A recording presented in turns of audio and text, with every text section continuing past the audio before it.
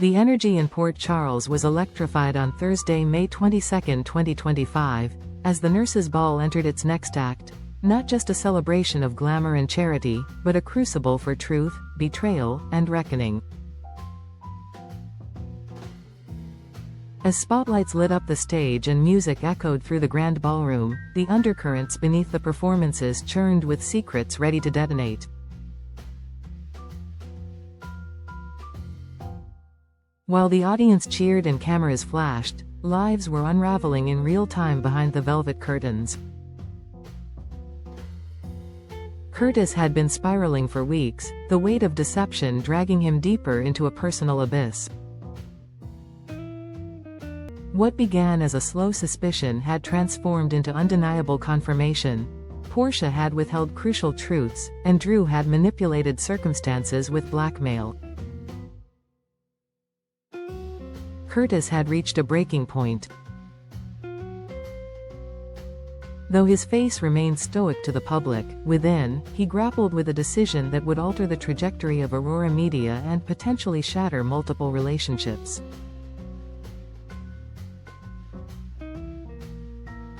Would he protect the integrity of the business he helped build, or would he expose Drew's lies, no matter the cost? Curtis's moment of reckoning came just before the spotlight returned to the ballroom. As he stood outside the main venue, the echo of Portia's earlier denials replayed in his mind, now hollow and brittle against the weight of what he knew. He realized something chilling. Not only had Portia conspired with Nina to drug Drew, but her willingness to obscure the truth implicated her in a far more dangerous game. The idea of sacrificing Aurora Media to placate Drew had crossed his mind, but he now saw the bigger play. Curtis wasn't stepping back, he was preparing to fight back. He had been the one manipulated, lied to, and used. That ended tonight. Across town, Drew exuded a smug composure, his confidence bordering on delusion. He believed himself untouchable, the architect of multiple narratives unfolding around him. His hand was in every fire, engineering Willow's separation from Michael in Baden-Baden, seducing Nina long before he pivoted toward a relationship with Willow, and leveraging emotional blackmail to keep Curtis silent. But Drew failed to see how fragile his house of cards had become. He underestimated the ripple effects of betrayal. What he believed to be carefully managed chaos was teetering on the edge of exposure. And the Nurses' Ball, with its grandiosity and spectacle, was the perfect stage for downfall. Port Charles had no shortage of secrets simmering beneath designer gowns and elegant tuxedos. Among the most explosive, Michael and Sasha, long rumored to have moved on from grief, were not only lovers again but expecting a child. Their reunion, kept quiet due to the sensitivity surrounding Willow, now risked full exposure. And it wouldn't stop there. The long-whispered truth about Brooklyn and Dante, quietly raising Gio under false pretenses, was poised to explode.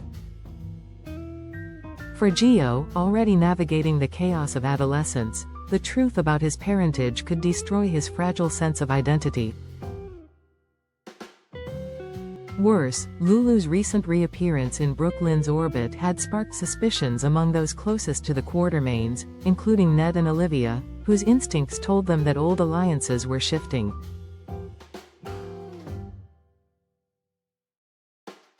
Olivia, sensing the chaos to come, urged Ned to intervene. The couple issued a veiled warning to Brooklyn, not out of cruelty, but to protect her from what they believed was a powder keg. They debated whether to involve Lulu, whose attachment to Dante complicated matters even more.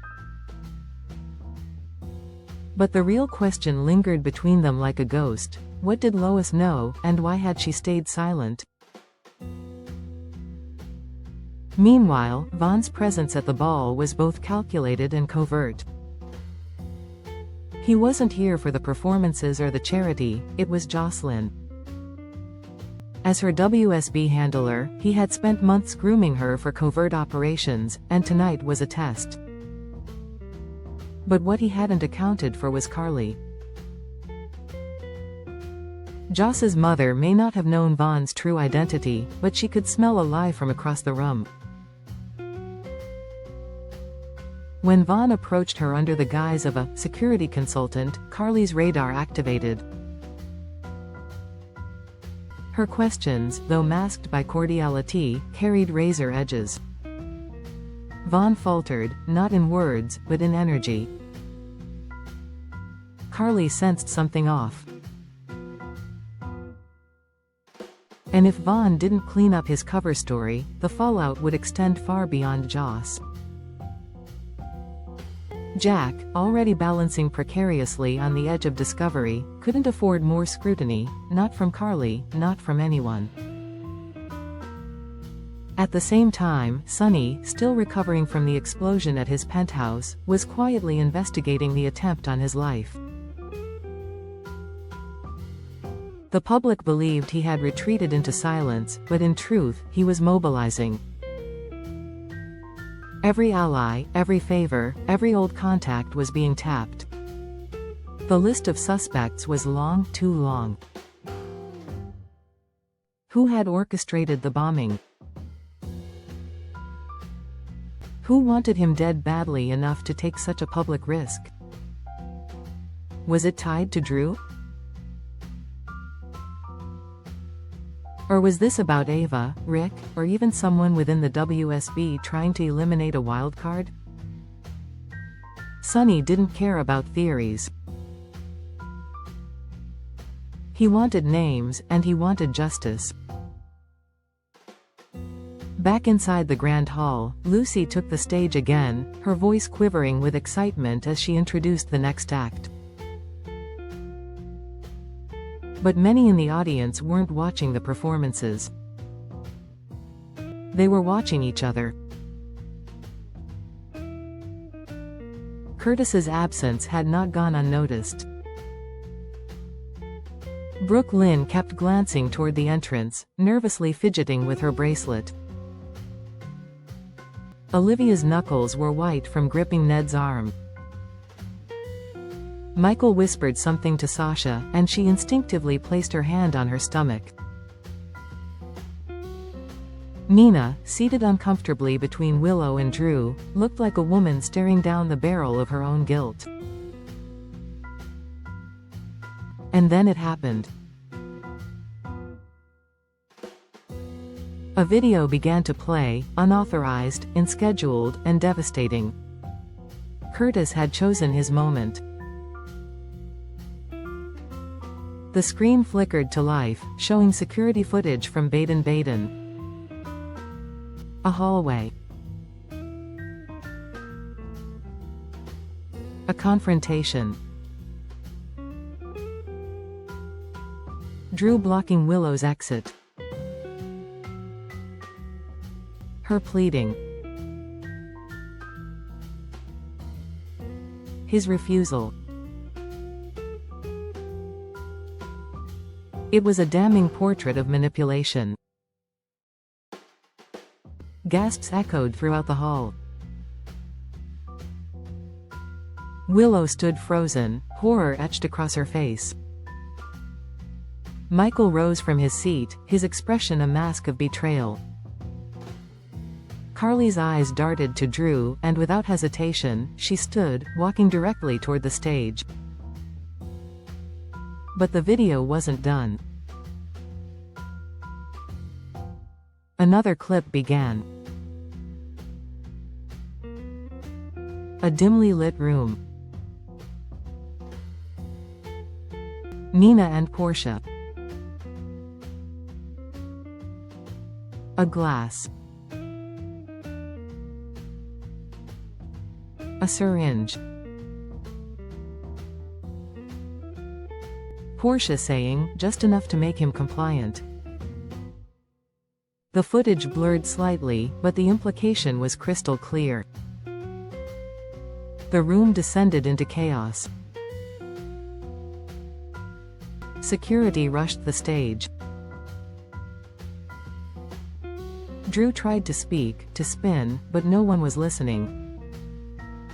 Portia was already gone. Nina stood, trembling, staring into the unraveling of her world. Curtis walked into the ballroom, finally, and looked Drew directly in the eyes. He didn't need to say a word. The truth had spoken for him. As the nurses' ball descended from celebration to scandal, one thing became certain: Port Charles would never be the same again.